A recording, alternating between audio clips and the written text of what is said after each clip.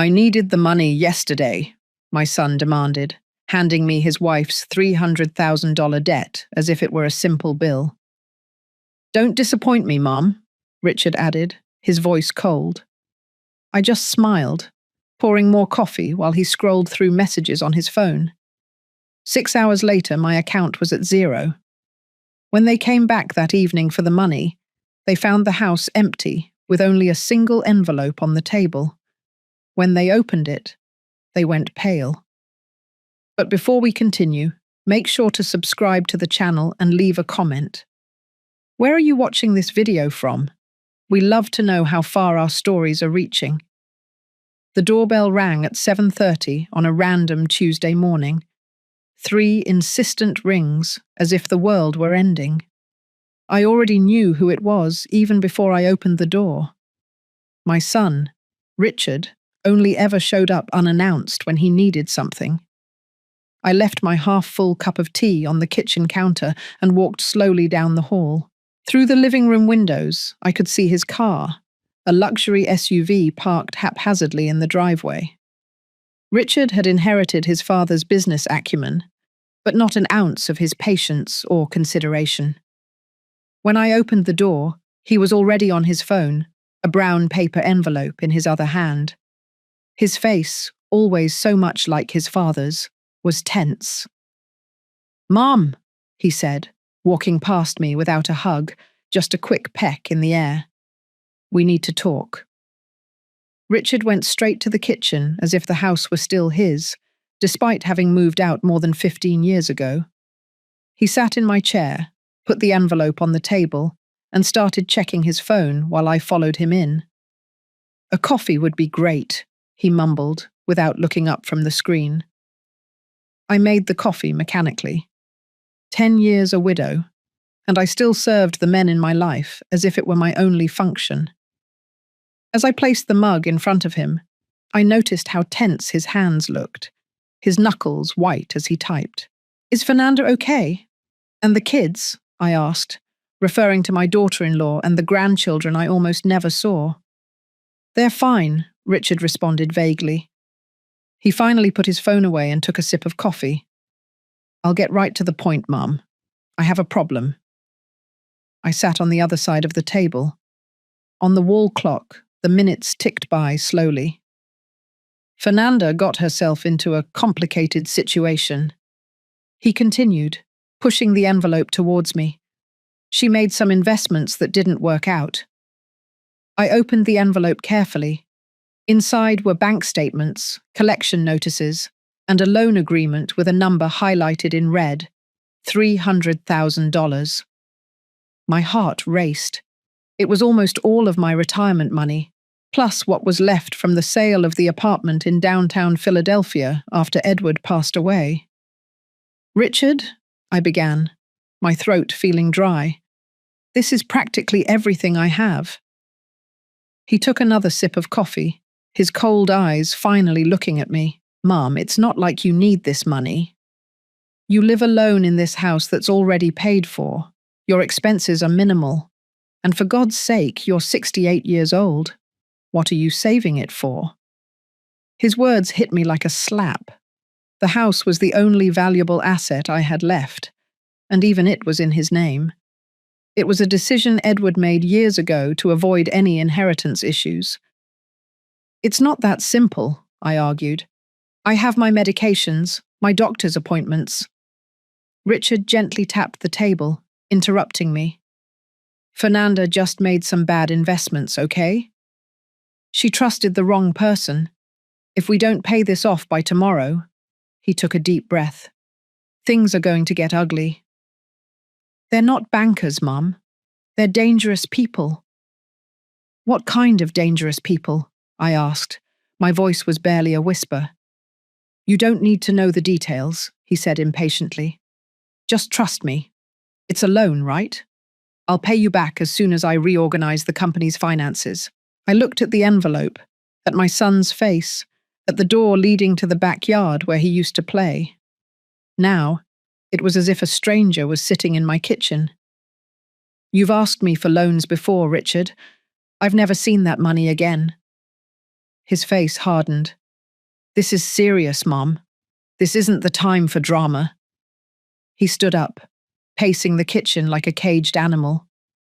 I'm your only son, your family. You always said you would do anything for me. There was the manipulation I knew so well, the same one Edward used, the one I had allowed my entire life. I need to think, I said in a low voice. There's no time to think. Richard raised his voice. I need that money in my account before the end of the day. Tomorrow is too late. He stopped behind my chair, placing his hands on my shoulders. I felt their weight like chains. Mum, he said, his voice softening. You know I wouldn't ask you if it wasn't important. It's for Fernanda's safety, for our family. Family, the word that always worked on me, like a magic spell that made me bend, give in, sacrifice. Okay, I finally replied. I'll transfer it to you. The relief on Richard's face was almost palpable. He smiled for the first time since he arrived. That smile reminded me of the boy he once was. Thanks, Mum. I knew I could count on you. He checked his watch. I have a meeting now, but I'll be back tonight for dinner, and we can get this sorted out. Deal? I nodded, unable to speak. Richard took the folder, gave me a quick kiss on the forehead, and headed for the door. Don't disappoint me, Mum, he added before leaving, as if I were the daughter and he were the father. The door slammed shut, and I was left alone in the kitchen, with his half-empty coffee cup and the certainty that I had just made a terrible mistake.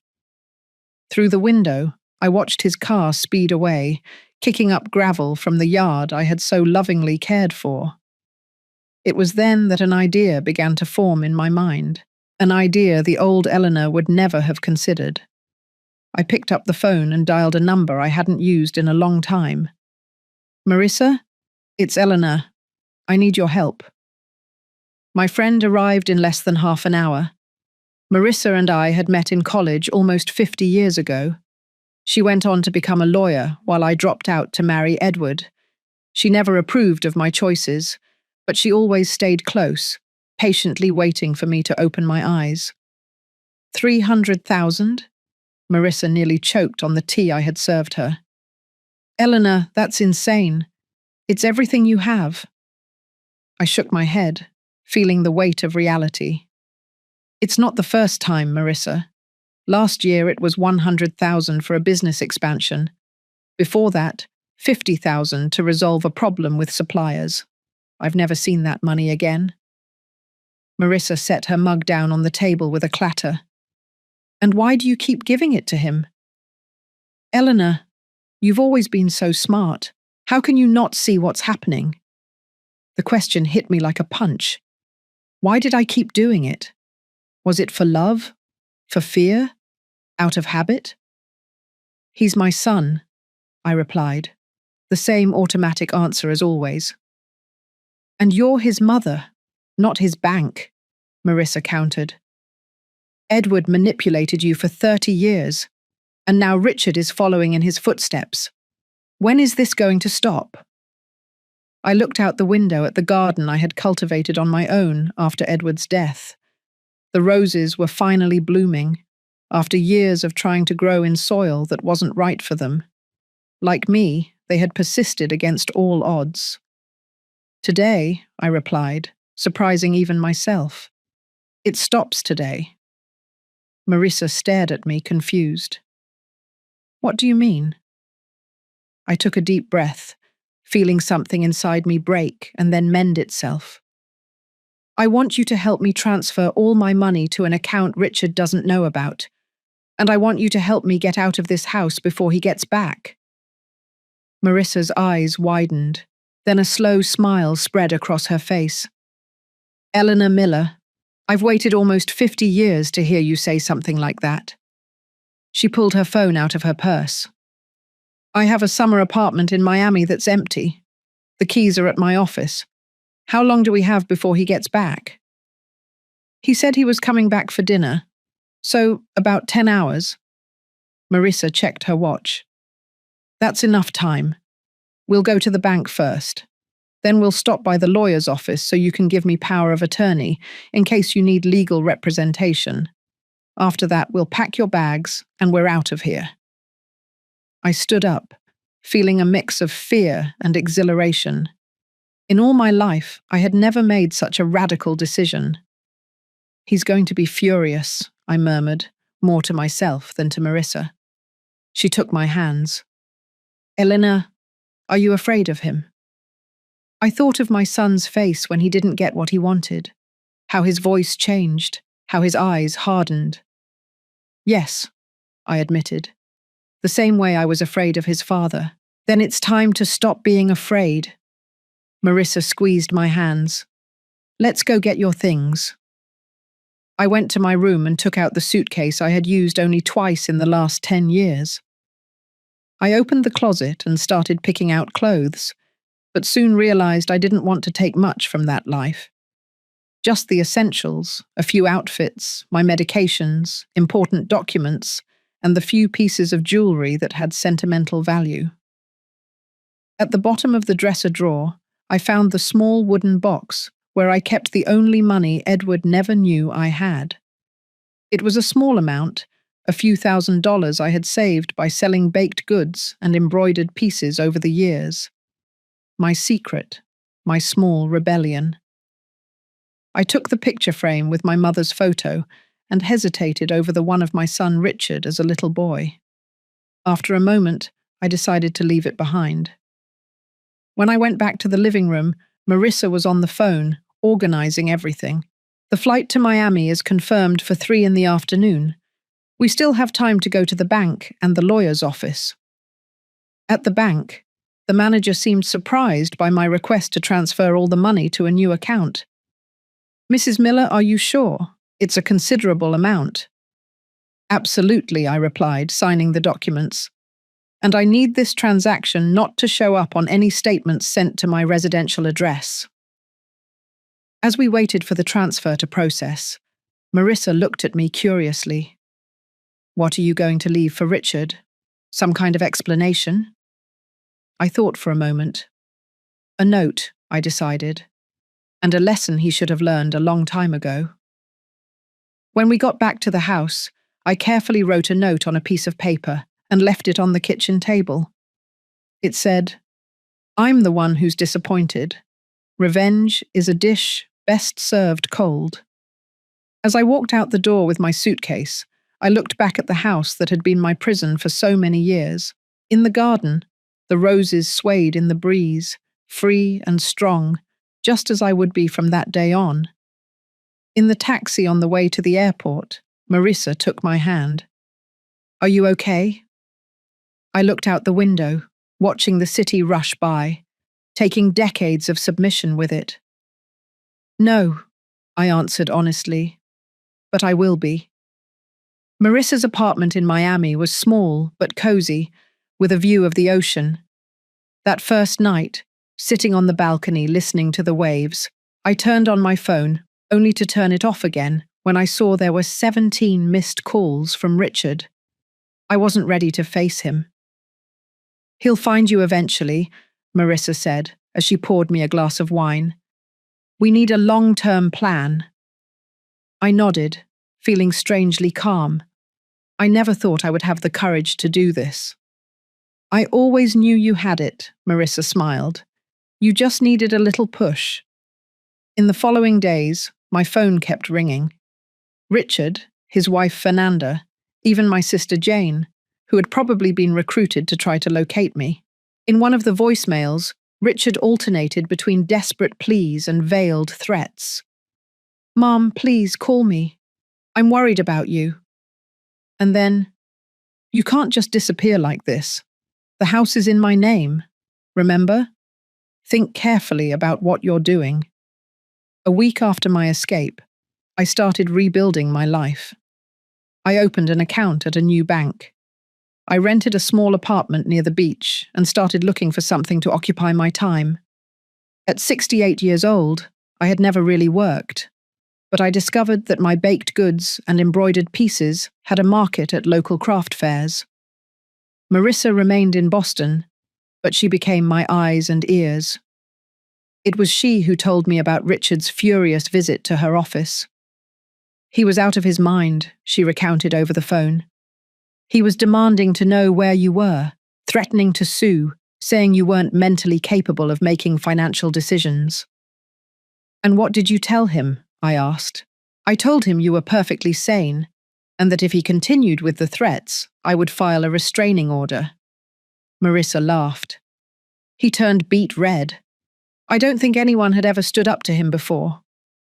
At the end of the first month, I received a formal letter from Richard's lawyer. It demanded my immediate return, alleging concern for my mental health and threatening legal action to have me declared incompetent. In the same envelope, there was a handwritten note from Fernanda, surprisingly humble. Eleanor, please, come back. Richard is out of control. The creditors are pressuring us. We need you. I handed the documents to Marissa, who took care of responding formally, attaching recent medical reports that proved my sanity and a detailed declaration of the loans Richard had extorted from me over the years. They don't have a case, Marissa assured me. But Richard won't give up easily. He lost his personal bank, and that made him furious. In the second month, I received an unexpected visit. My daughter-in-law, Fernanda, appeared at my new apartment, pale and noticeably thinner. How did you find me? I asked, surprised to see her at my door. We hired a detective, she admitted, looking embarrassed. Can I come in? I hesitated, but ended up letting her. Fernanda looked around my small apartment with curiosity. It's cozy, she commented, clearly surprised to see me living in such a modest space after the sprawling house I had left behind. It's mine, I replied simply. Is it? We sat on the small balcony, the ocean visible in the distance. Fernanda held her cup with trembling hands. Things are bad, Eleanor, she finally said. Richard is different, aggressive, losing control. How are my grandkids? I asked, feeling a pang of guilt. Scared. They don't understand what's happening. Richard sold the car. We're trying to sell the beach apartment, all to pay off the debts. She paused. It wasn't just the $300,000, Elena. There's a lot more. I wasn't surprised. Edward always had another hidden debt too. So you didn't come here to convince me to go back, I stated. You came to ask for more money. Fernanda looked down. It's more complicated than that. The men we owe aren't patient. Richard told them you have the money. A shiver ran down my spine. Did he use me as collateral? Fernanda didn't answer, but her silence was confirmation enough. You need to get out of that house, Fernanda, I told her, taking her hands. Take the kids and go to your parents' house. It's not that simple, she murmured. Richard controls everything. Our accounts, our documents. Her voice broke. I don't know how to get out, the same way you didn't know. Her words moved me deeply. It was true. For decades, I didn't know how to get out, how to break the cycle, until I finally found the courage. I can help you, I offered. Not with money, but to get out. Fernanda looked at me with a mix of hope and fear. He'll find us, just like he found you. Then we'll be ready when he does, I replied with a confidence I had never felt before. But first, we need to get you and the kids out of that house. After Fernanda left, with a plan laid out and my new phone number carefully hidden in her boot, I sat on the balcony, watching the sunset. The orange horizon seemed to be a symbol of my own transformation. From darkness to light, my phone rang. It was Marissa. Fernanda found you, didn't she? She asked bluntly. How did you know? Richard showed up at my office again, this time with one of his creditors, a scary guy with scars on his face. They made veiled threats, wanting to know where you were. My stomach sank. What did you tell them? I said that if they laid a finger on you, me, or anyone related to this case, I would make sure they spent the rest of their lives behind bars. Marissa paused. Eleanor, this is getting dangerous. Richard is desperate. I know, I replied, watching the last ray of sun disappear over the horizon. And desperate people do desperate things. The next morning, I was woken by insistent knocking at the door. For one terrifying moment, I thought Richard had found me. But when I looked through the peephole, I saw a woman I didn't recognize. Mrs. Eleanor Miller, she asked when I opened the door partially, keeping the security chain on. Yes, that's me. I'm Detective Olivia, she showed a badge. Civil police, we need to talk about your son, Richard Miller. My heart raced. Did something happen to him? The detective's expression remained neutral. Can I come in? I let her in and offered her coffee, which she accepted. As I prepared the mugs in the small kitchen, I tried to steady my trembling hands. Mrs. Miller, the detective began, sitting on the sofa. Your son is being investigated for financial fraud, document forgery, and possible involvement with loan sharks. We'd like to know if you had any knowledge of these activities. I felt like the floor had disappeared beneath my feet. A part of me had always known that Richard wasn't honest in his business dealings, just as his father hadn't been. But hearing the words, police investigation, made it all terribly real. No, I answered honestly. I knew he had financial problems, but not the extent or nature of them. The detective wrote something in her notebook. You left home suddenly 2 months ago, correct? Can you tell us why? I told her everything. The successive loans, the unkept promises, the emotional pressure, the pressure for the $300,000. The detective listened without interrupting, only making occasional notes. Did he use your name on any documents? Did he ask you to sign papers without explaining what they were for? I thought for a moment. A few years ago, he asked me to sign some documents to facilitate financial transfers in case I needed help.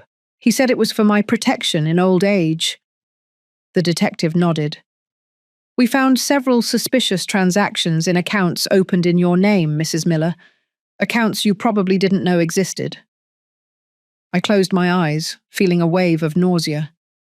Richard hadn't just manipulated me. He had stolen my identity. What happens now? I asked, trying to stay composed.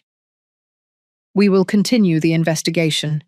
Your formal statement will be needed soon. She hesitated.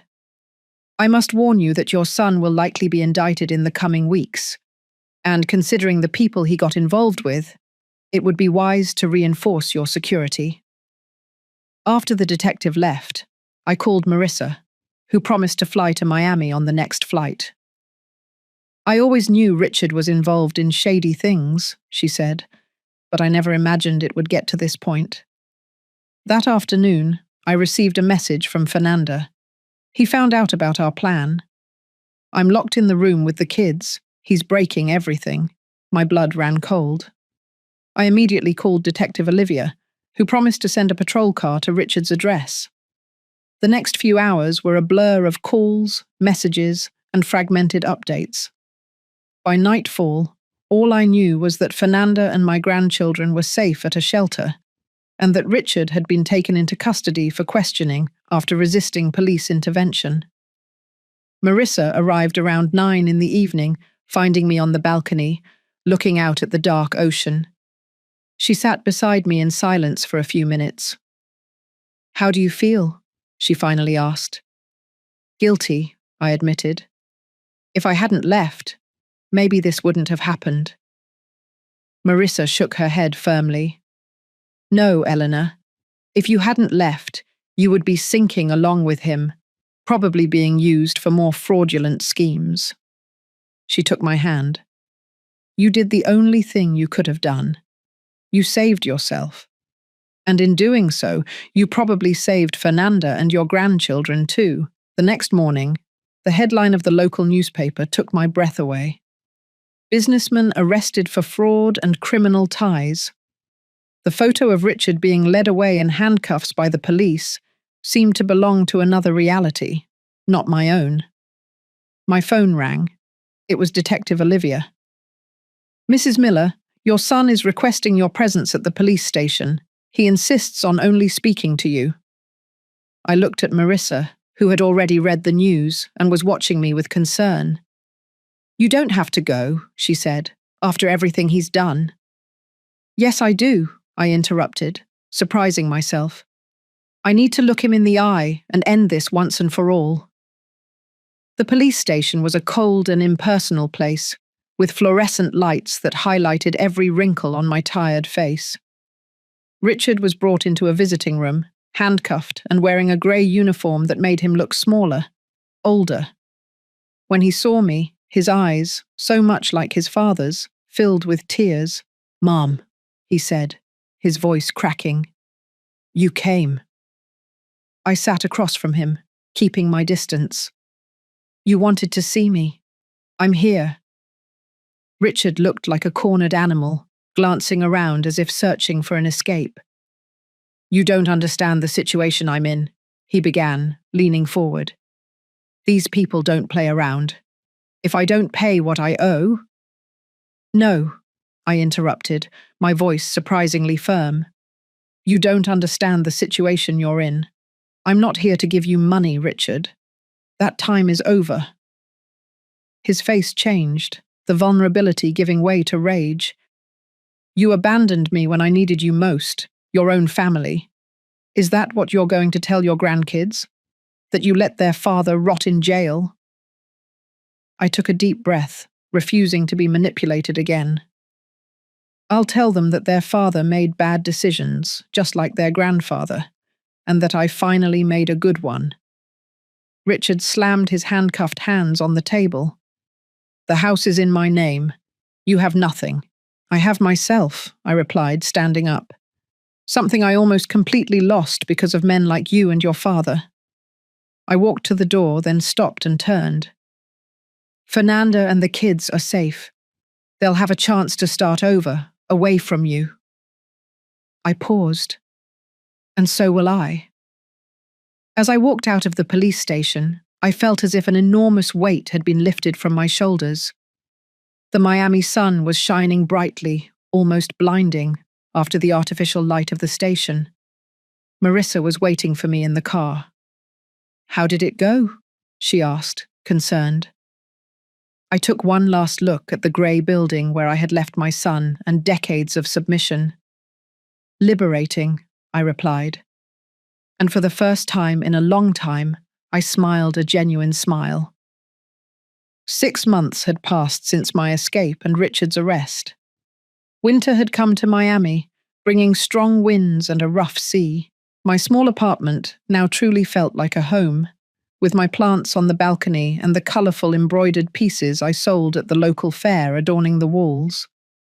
Fernanda and my grandchildren, 8-year-old Ethan and 6-year-old Mariana, had moved to a town in the middle of Idaho near her family. We spoke weekly on video calls, a technology I learned to master with Marissa's help. The kids were adapting well to their new life, though they still asked about their father occasionally. "Grandma, when can we visit you?" Ethan asked during our last conversation. "During summer vacation, I promise. We'll build sandcastles and look for shells on the beach." Fernanda's image appeared on the screen, smiling shyly. She looked healthier now, with fuller cheeks and a calmer gaze. "Are you really inviting us, Eleanor?" "Of course. My apartment is small, but we'll all fit. It'll be nice to have the sound of kids' laughter around here." After the call, I sat on the balcony watching the angry waves crash on the beach. Richard's trial was scheduled for the next month. The accusations were serious: fraud, forgery, use of fake documents, association with a criminal organization. Marissa estimated a sentence of at least 10 years. I had agreed to testify not for revenge, but for justice, for myself, for Fernanda, and for everyone else Richard had deceived over the years. The phone rang, pulling me from my thoughts. It was a number I didn't recognize. Elena Miller. A male voice, unfamiliar. Yes? Who is this? This is David Rodriguez, your son's lawyer. I felt a tightness in my chest. In the last few months, Richard had changed lawyers several times, each one promising legal miracles that never materialized. What can I do for you? Richard would like to propose a deal. He has information on bigger operations that might interest the district attorney in exchange for a reduced sentence, but he needs your help. I took a deep breath, already imagining where this was going. What kind of help? Financial, of course, to cover the fees of a specialized legal team, $200,000. I almost laughed. The audacity was incredible. Mr. Rodriguez, I no longer have that amount, and even if I did, I wouldn't use it that way. Mrs. Eleanor, his tone hardened.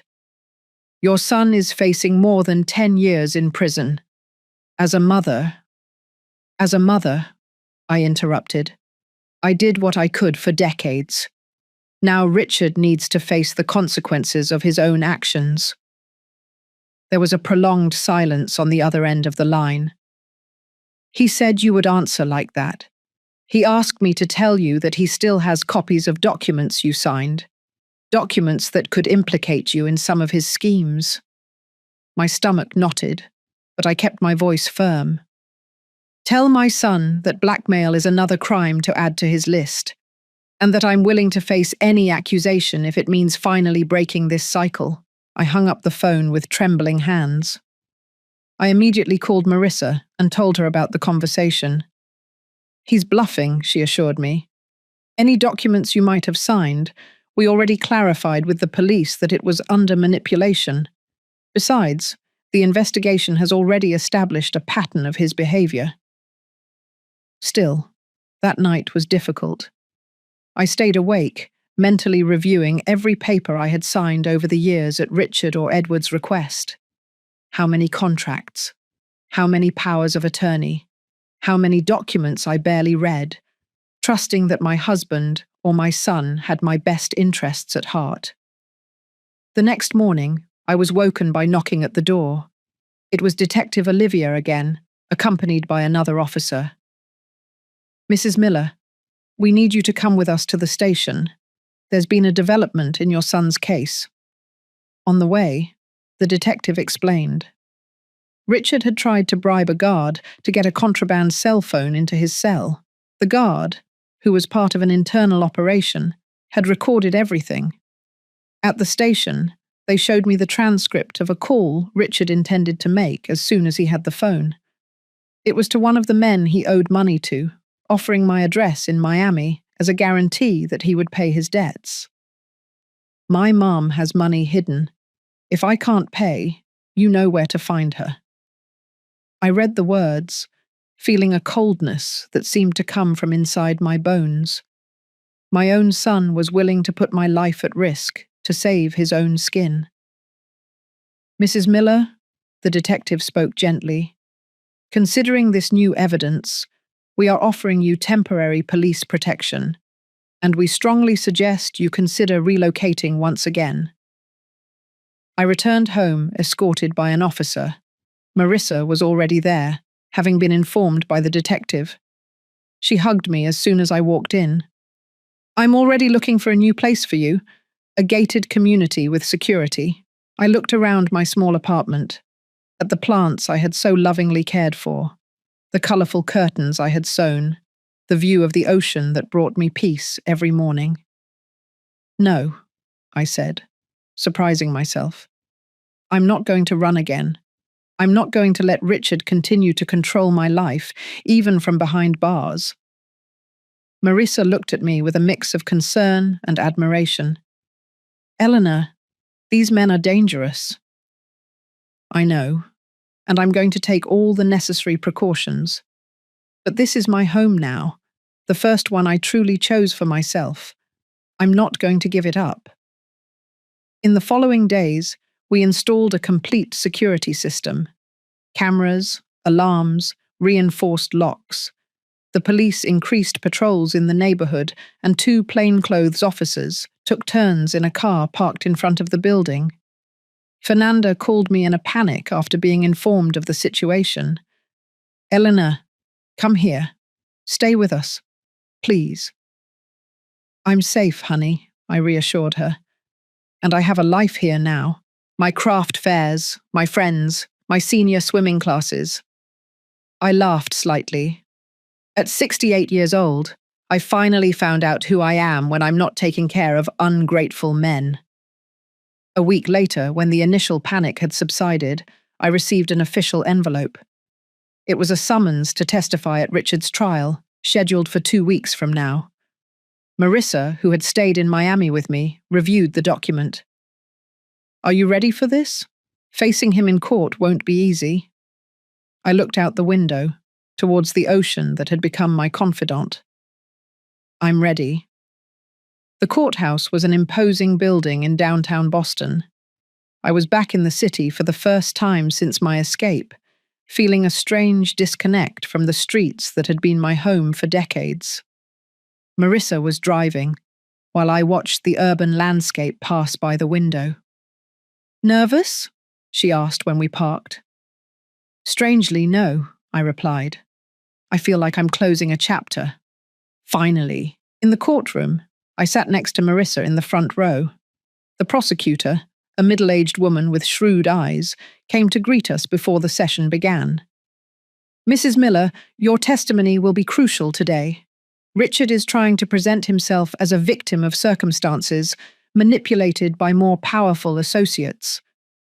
"He was always good at presenting himself as a victim," I commented. The side door opened and Richard entered, escorted by 2 guards. He was thinner, his face marked by deep, dark circles. Our eyes met for a moment, his pleading, mine firm. The judge entered, and everyone stood up. The trial began with procedural formalities, followed by the testimony of forensic experts, who detailed the complexity of Richard's financial schemes. When my name was finally called, I walked to the witness stand with slow but determined steps. After the oath, the prosecutor began. "Sure, Miller, can you tell us about your relationship with the defendant, your son?" I looked directly at Richard as I spoke. "I raised him alone after my husband's death, 10 years ago. Before that, we lived as a seemingly normal family, only seemingly." "What do you mean?" "My husband, Edward, Richard's father, was also manipulative and financially controlling. Richard learned from the best."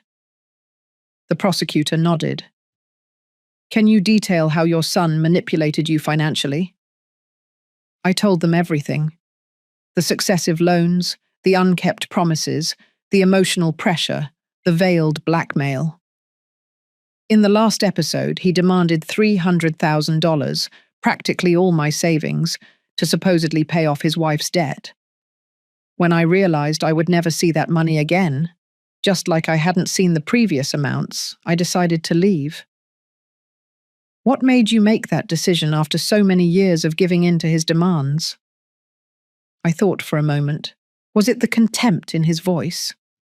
I answered honestly. When he said, "Don't disappoint me, Mum," I realized he didn't see me as a person, just as a resource to be exploited. In that moment, something inside me broke, and it mended in a different way. Richard's lawyer stood for cross-examination. He was a middle-aged man in an expensive suit with a calculated expression. "Mrs. Miller, do you consider yourself a good mother?" The question took me by surprise. I saw the prosecutor begin to object, but I raised my hand slightly. For decades, I believed that being a good mother meant giving my son everything: money, time, my self-esteem. Now I understand that being a good mother also means teaching responsibility and consequences. You abandoned your son when he needed you most. The lawyer pressed.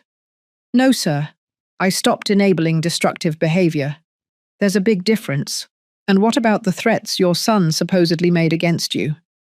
Don't you find it convenient that these allegations are only coming up now, just as he's about to propose a deal with the district attorney? I remained calm, despite the insinuation. The recordings speak for themselves. And no, I don't find it convenient that my own son offered my address to criminals as collateral for his debts. I find it tragic. When I was finally dismissed, I returned to my seat feeling my legs tremble. Marissa squeezed my hand in silence. The trial continued with other testimonies, Richard's employees, harmed clients, even Fernanda, who described years of lies and manipulation. Throughout it all, I watched Richard become more and more agitated, whispering furiously with his lawyer. At the end of the day, when the judge announced a recess until the next morning, Richard looked at me one last time before being led away. There was no longer a plea in his eyes, just a cold hatred that made me shudder. Back at the hotel, that night, I couldn't sleep. Richard's expression haunted me. It was the same expression Edward used to have when he didn't get what he wanted, a mix of rage and calculation, as if he were planning his next move. In the morning, we returned to the courthouse to hear the closing arguments. The prosecutor presented a solid case, detailing years of fraud and manipulation.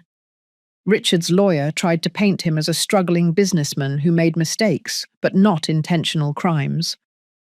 When the judge retired to deliberate, Marissa and I went to a nearby cafe for coffee. I was distractedly stirring my coffee when I noticed a man sitting a few tables away, watching us. When our eyes met, he quickly looked away. "Marissa," I whispered, "is that man watching us?" She glanced discreetly.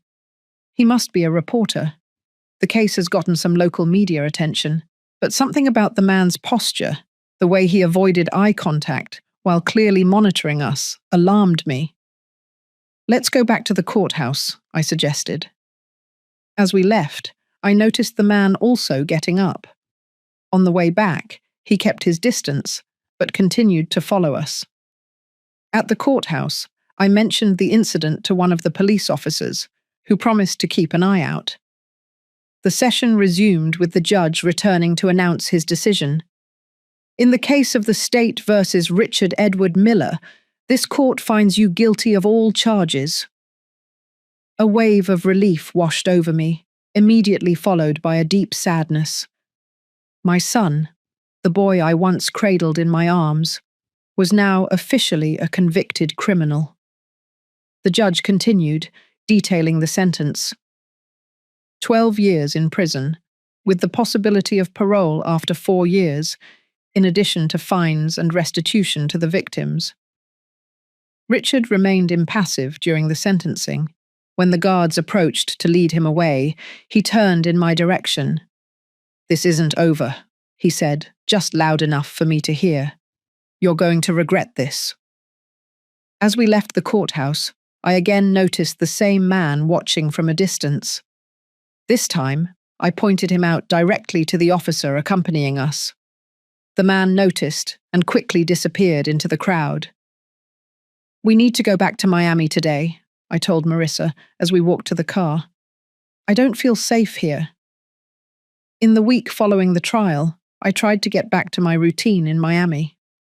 Police protection had been reduced to periodic patrols, as Richard's threats seemed less viable now that he was convicted and under constant surveillance.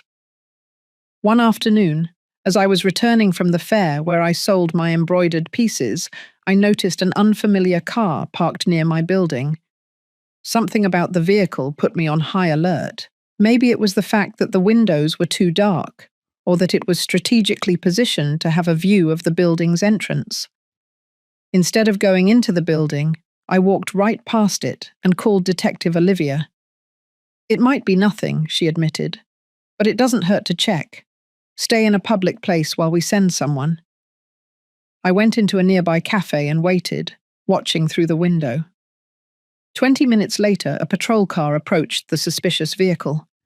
2 men quickly got out and tried to walk away, but they were intercepted by the police. My phone rang. It was the detective. "Mrs. Miller, we caught 2 individuals with criminal records. They had unregistered weapons and your address written down on a piece of paper." A shiver ran down my spine. "Richard's associates?" "Probably. We're interrogating them now. Do you have a safe place you can stay for a few days?" I called Marissa immediately. Her response was quick and decisive. "I'll come get you in an hour. We'll go to my beach house in Naples. Nobody knows about it." I returned to my apartment, escorted by police to pack some essential belongings. As I hurriedly packed a suitcase, I looked around at the home I had so lovingly built. Once again, I needed to run. Or maybe not. A thought began to form in my mind. An idea that would have seemed absurd to the old Eleanor, but that now made perfect sense. When Marissa arrived, I explained my plan to her. "It's risky," she warned. "Living in fear is riskier," I replied, "and I'm tired of hiding."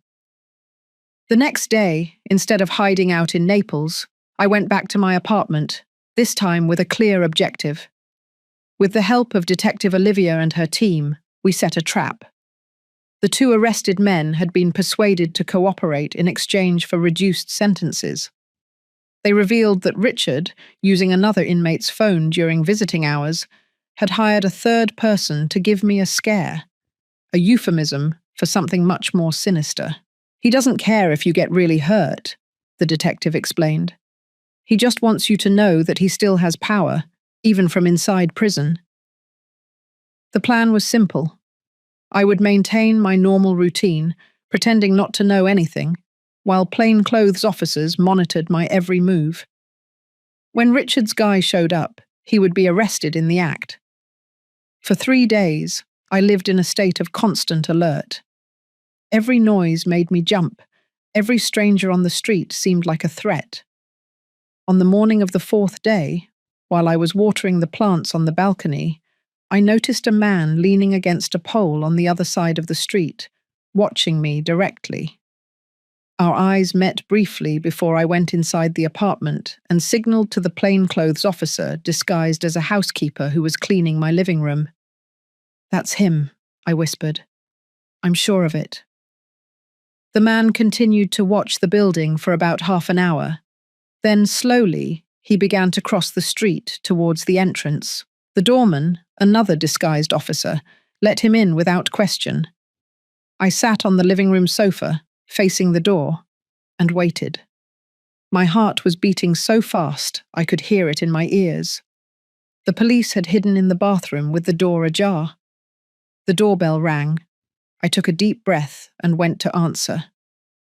"Mrs. Elena Miller?" the man asked, a common-looking individual who could easily go unnoticed in a crowd. "Yes. I have a message from your son." Before he could make any move, 3 officers emerged from different points in the hallway, quickly subduing him. The man didn't resist, seeming almost relieved to have been caught. Later that day, Detective Olivia visited me to inform me that the man had confessed everything.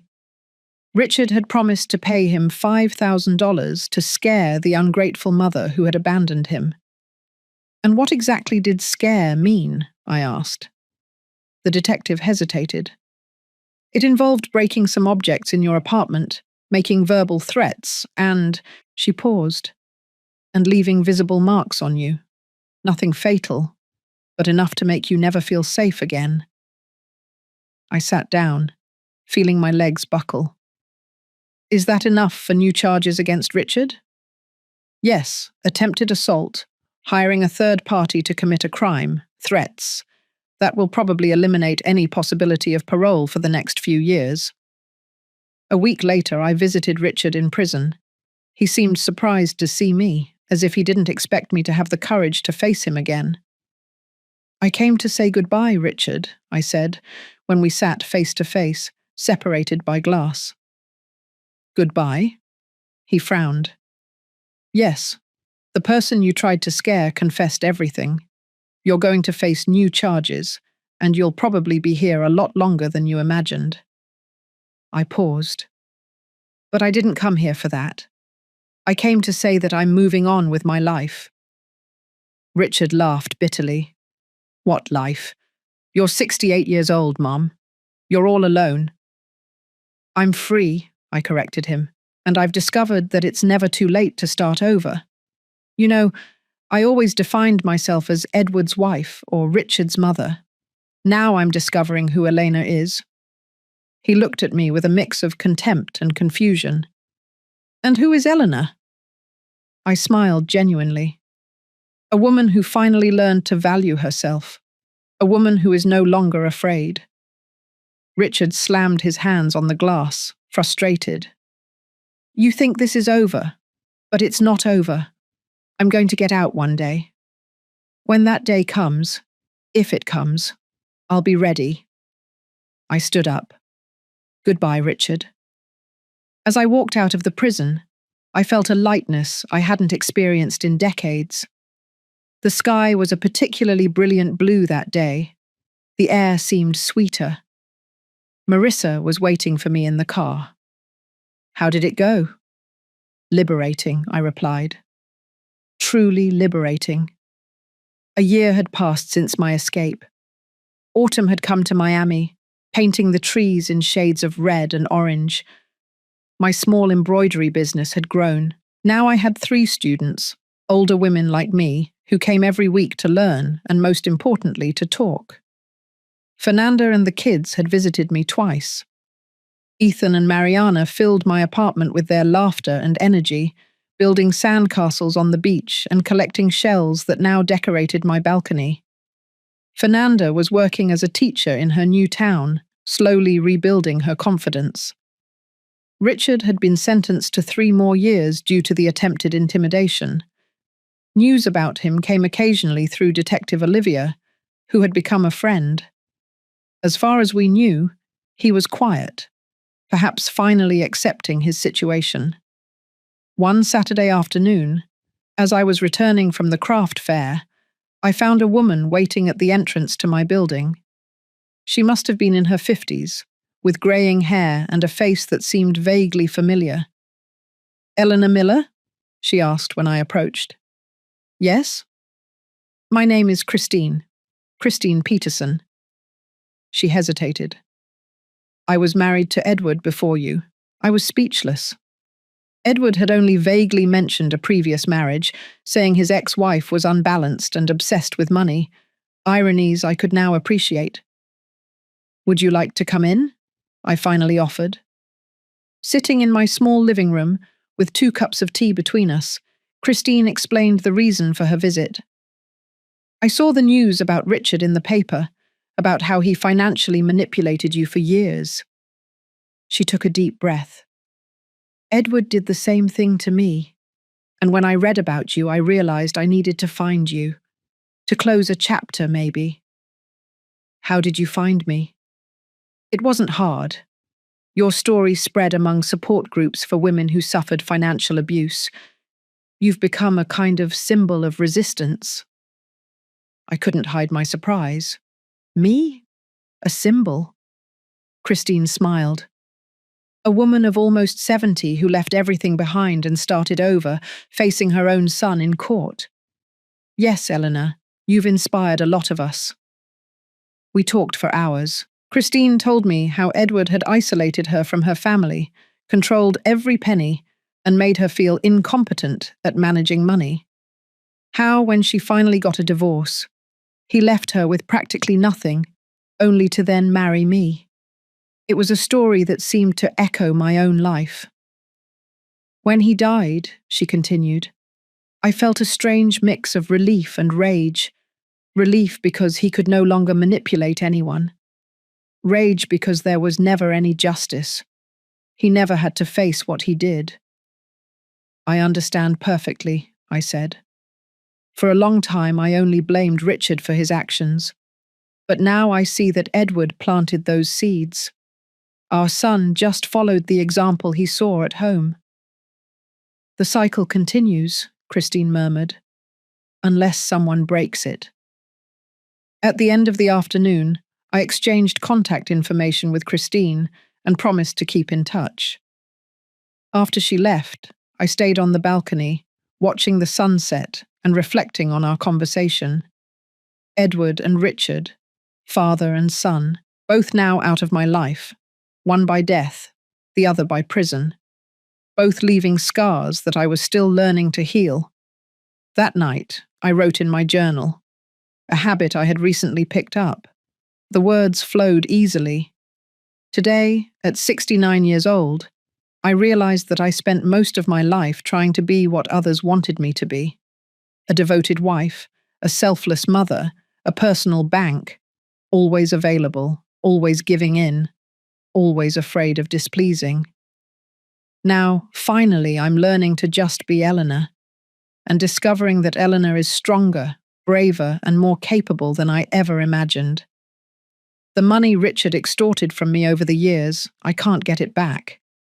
The years I spent in a suffocating marriage to Edward, I can't have them back. But the time I have left, that's all mine.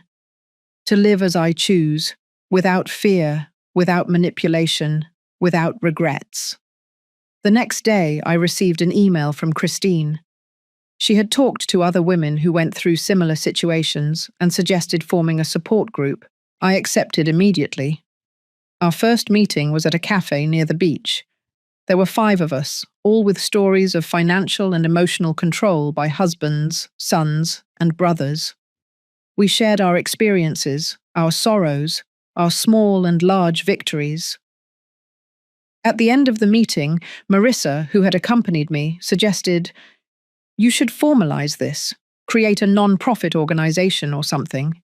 There are so many women out there who need to hear these stories, who need to know that it's never too late to start over." The idea quickly took shape. In a few months, New Beginnings was officially registered as a non-profit organization dedicated to supporting women victims of financial and emotional abuse.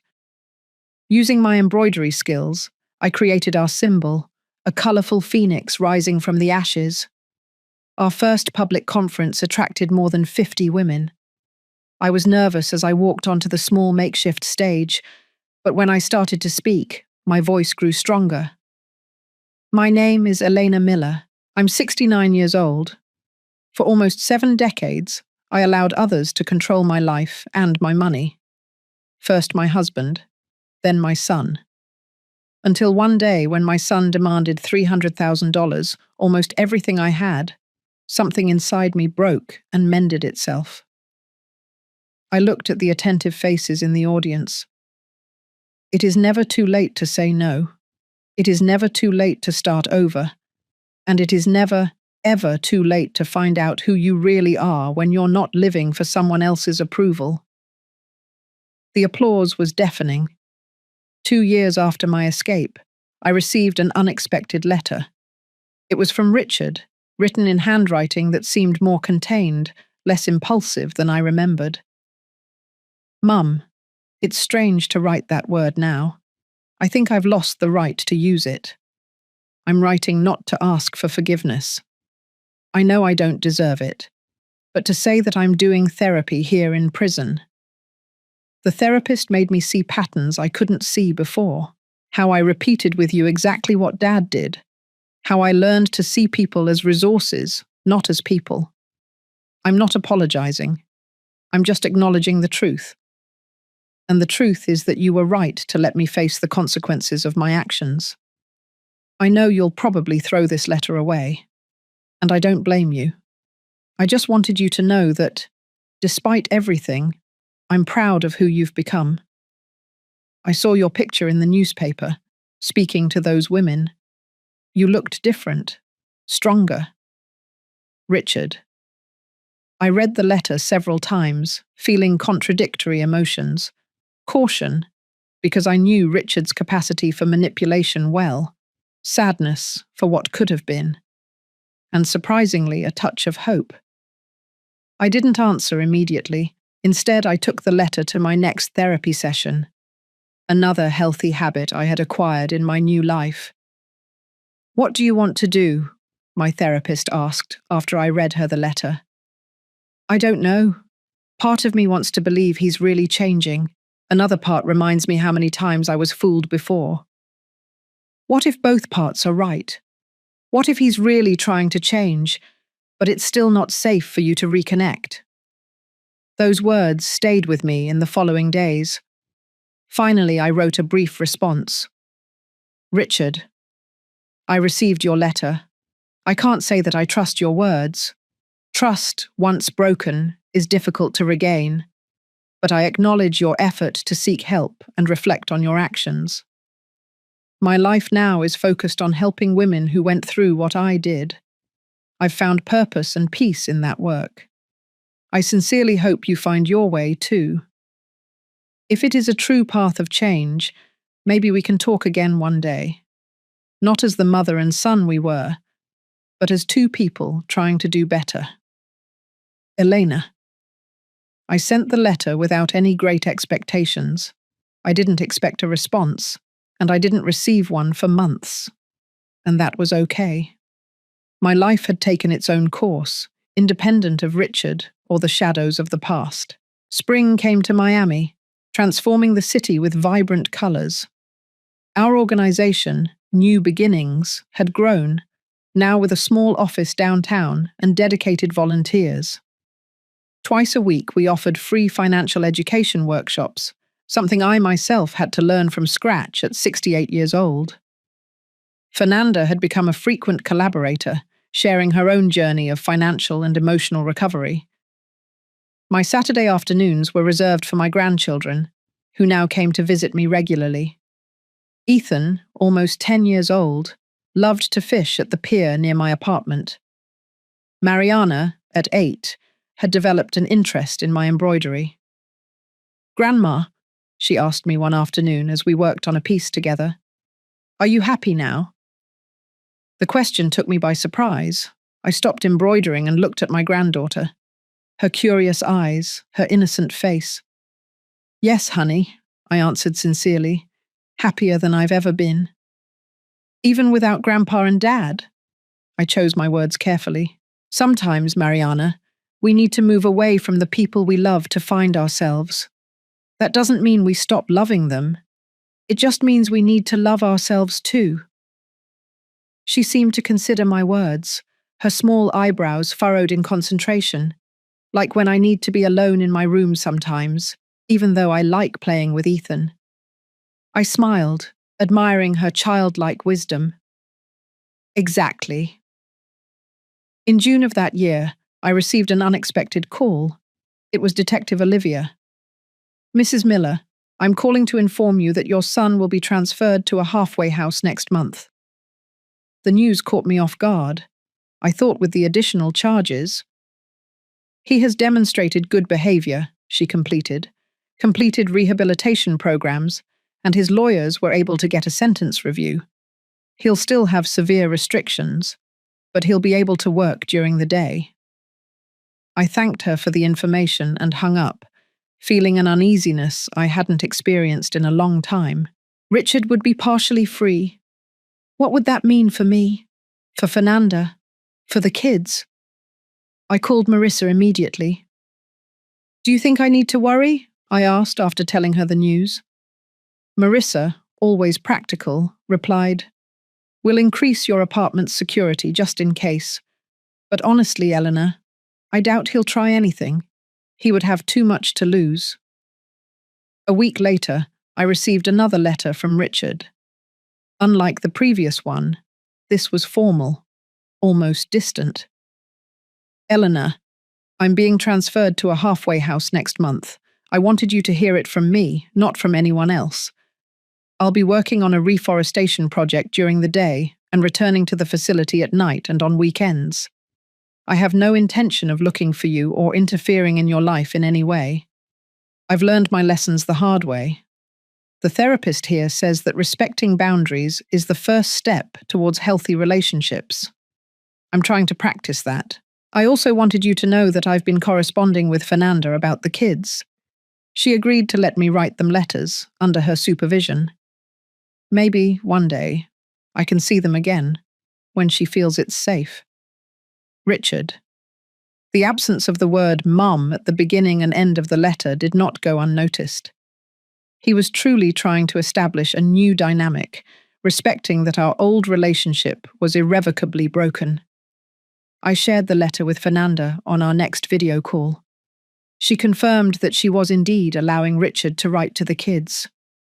Their therapists believe it's important not to completely demonize their father, she explained, and his letters have been different.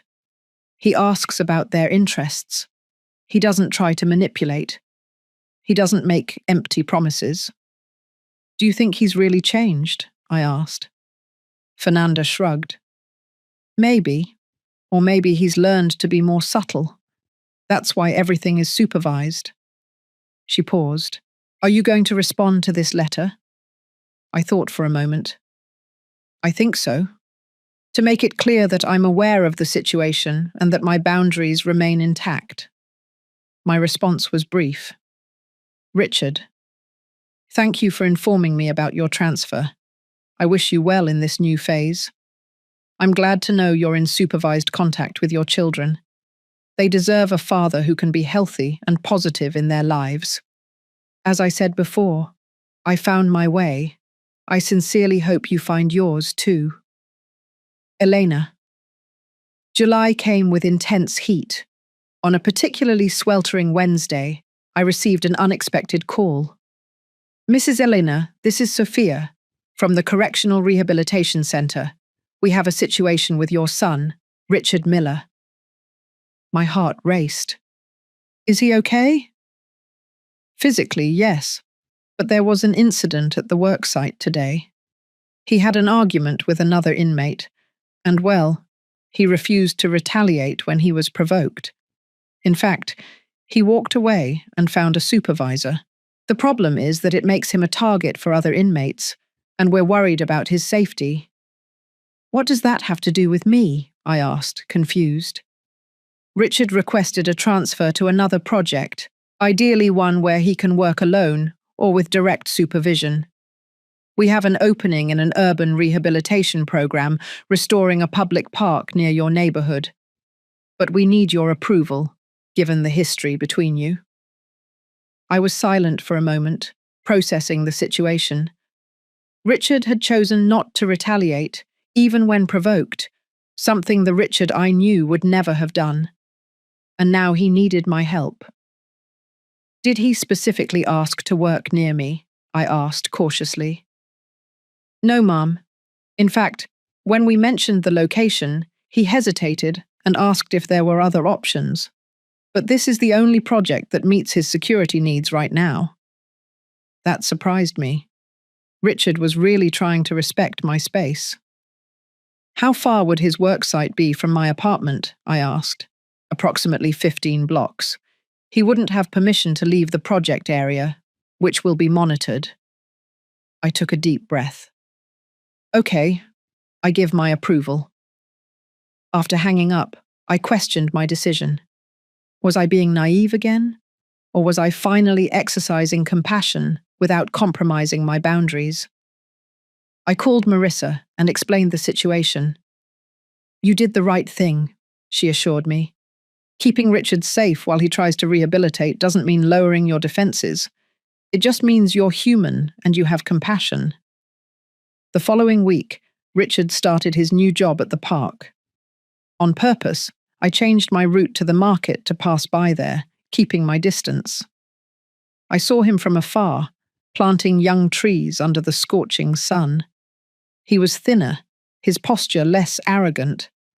For a moment he seemed to feel my presence and looked in my direction, but I didn't get closer. In August, I received another letter. Elena, I know you saw me at the park a few weeks ago. Thank you for not approaching me. And thank you for approving my transfer to this project. The work has been therapeutic.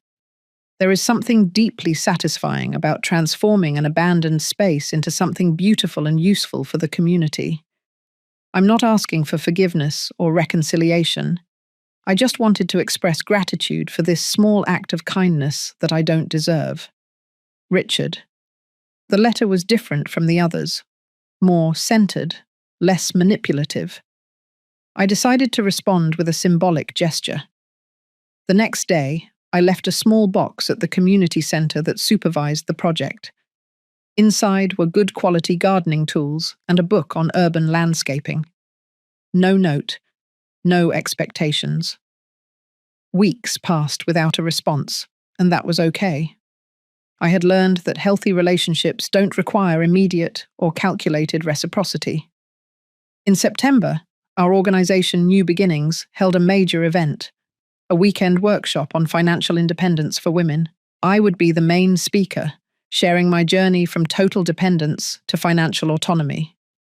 On the morning of the event, the hall was filled with almost 100 women. I walked onto the stage feeling that familiar mix of nervousness and determination. "Good morning," I began. "My name is Elena Miller. At 70 years old, I'm learning who I am when I'm not being defined by the men in my life." The audience laughed gently, many nodding in recognition. 3 years ago, my son showed up at my door demanding $300,000, almost everything I had. Like so many times before, he was counting on my inability to say no. And as so many of you know, these patterns don't start out of nowhere. They are cultivated over decades. In my case, it started with my husband controlling every penny, every decision, making me believe that I was incapable of managing my own life. As I spoke, I noticed movement at the back of the room. A tall, thin figure had entered discreetly and was standing near the door. My heart raced as I recognized Richard. For a moment, I lost the thread of my speech. The audience sensed my excitement, some turning to see what had distracted me. I took a deep breath and continued. The most difficult and most liberating moment of my life was when I finally said no. When I walked out the door with only a suitcase and the determination to no longer be an extension of someone else's bank account. I spoke for 30 more minutes, aware of Richard's silent presence at the back of the room. He didn't try to get closer, he just listened. When I finished, I received a standing ovation. Women came up to me to share their stories, ask for advice, and offer thanks. Richard stayed where he was, patiently waiting for the crowd to thin out. Finally, when the hall was almost empty, he slowly approached. He seemed uncertain, vulnerable in a way I had never seen before. "Hello," he said simply. "Hello," I replied. "Your speech was both powerful and painful to listen to." He paused. "Thank you for the gardening tools." We were in an awkward silence, two people who were once so close, now practically strangers. "How did you know about the event?" I finally asked. "Fernanda mentioned it in a letter. I asked for special permission to come, just to listen." I nodded, noticing how he was respecting boundaries, asking for permission instead of assuming rights. "Are you okay?" I asked, genuinely curious. "I'm different," he replied after a moment of reflection. "Learning to live with the consequences of my choices, learning to exist without manipulating or controlling." He looked at me directly, that people are not means to an end. We talked for almost an hour. There were no great revelations or dramatic reconciliations, just two adults sharing experiences honestly, perhaps for the first time. When we said goodbye, Richard asked, "Can we do this again sometime?" "Maybe," I replied. "One step at a time." The next morning, as I walked on the beach with Marissa, I reflected on the meeting. "Do you think he's really changed?" my friend asked. "I think he's trying," I answered honestly, "and that's more than Edward ever did." "And what about you? Are you ready to forgive?" I watched the waves breaking on the sand, their eternal rhythm of destruction and renewal. Forgiveness isn't something you give all at once, I finally said. It's a daily practice.